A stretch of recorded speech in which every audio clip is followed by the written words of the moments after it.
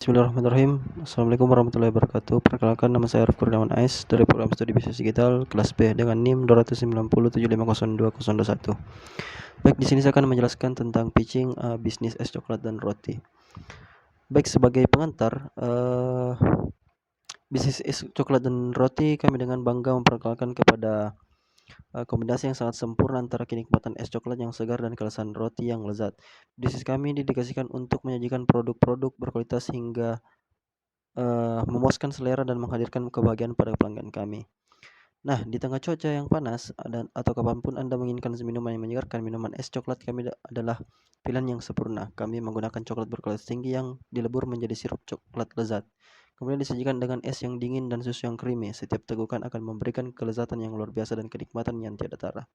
Tapi kami tidak berhenti di situ, kami juga menawarkan roti segar yang berpadu dengan minuman es coklat. Roti kami dipanggang dengan hati-hati untuk menciptakan tekstur yang sempurna, renyah di luar namun lembut dan gurih di dalamnya.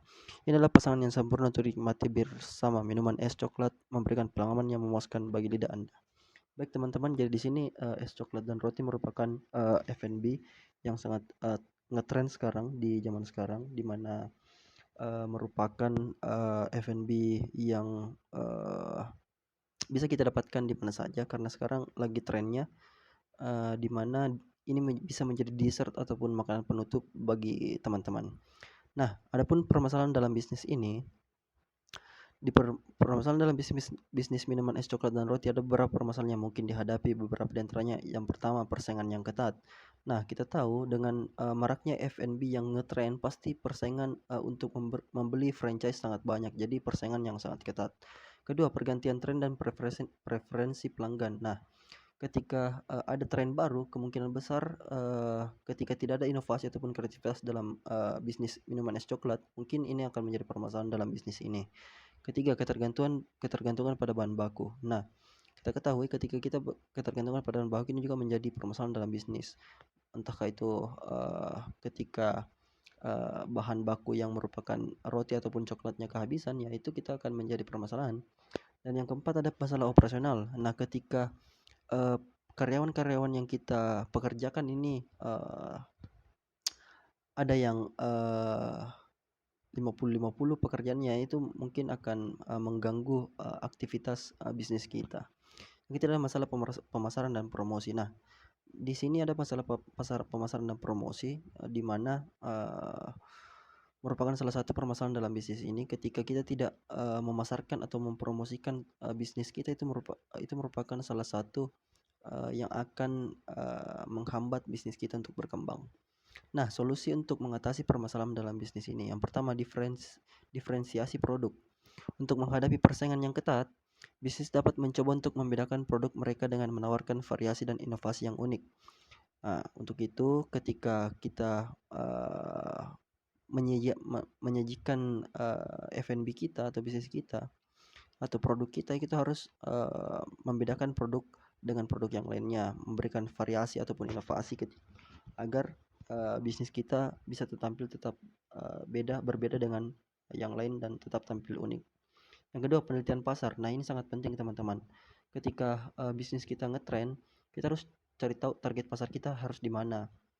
Nah, melakukan penelitian pasar secara teratur dapat membantu bisnis untuk mengidentifikasi perubahan di dalam selera pelanggan, dan dengan demikian dapat mengadaptasi produk dan strategi pemasaran mereka untuk tetap relevan. Nah, itu tadi solusi untuk mengatasi masalah, yaitu penelitian pasar. Yang ketiga, diversifikasi bahan baku. Nah, ini tadi cara mengatasi ketergantungan pada bahan baku. Untuk mengatasi resiko ketergantungan pada satu pemasok atau masalah dengan pasokan bahan baku, bisnis dapat mencari opsi alternatif atau bermitra dengan beberapa pemasok. Jadi kita harus punya channel di mana-mana agar kita tidak ketergantungan pada satu channel saja. Channelnya artinya pemasok ya. Yang keempat, ada pelatihan dan pengembangan. Memberikan pelatihan yang tepat pada karyawan dalam persiapan produk. Penanganan bahan makanan dan standar kebersihan dapat membantu mengurangi kesalahan dan memastikan kualitas konsisten. Baik, itu tadi solusi agar permasalahan dalam bisnis ini kita dapat dijawab.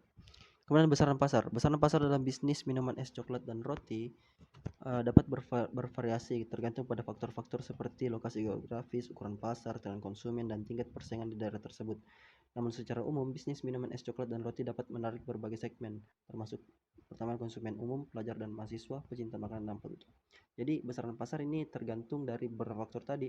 Yang pertama seperti lokasi geografis. Lokasi geografis itu kita harus tahu di mana kita harus membuka bisnis kita, ukuran pasarnya bagaimana, tren tren konsumen pada saat itu, dan tingkat persaingan di daerah tersebut. Eh, Perlu dicatat bahwa penentuan besarannya pasar yang tepat untuk bisnis minuman es coklat dan roti memerlukan analisis pasar yang mendalam dan penelitian yang cermat. Hal ini membantu untuk memahami preferensi dan kebutuhan pelanggan potensial serta menganalisis faktor-faktor lingkungan bisnis yang dapat mempengaruhi permintaan dan persaingan. Nah, ini merupakan tampilan produk es coklat dan roti rencana pemasaran kita. Ya, yang pertama itu di Twitter, Facebook, dan Instagram. Mungkin hanya itu saja pitching dari bisnis yang sempat saya sampaikan. Apabila ada kesan kata ataupun ada saran untuk bisnis saya bisa lebih berkembang, silahkan dikomentari. Terima kasih. Wassalamualaikum warahmatullahi wabarakatuh.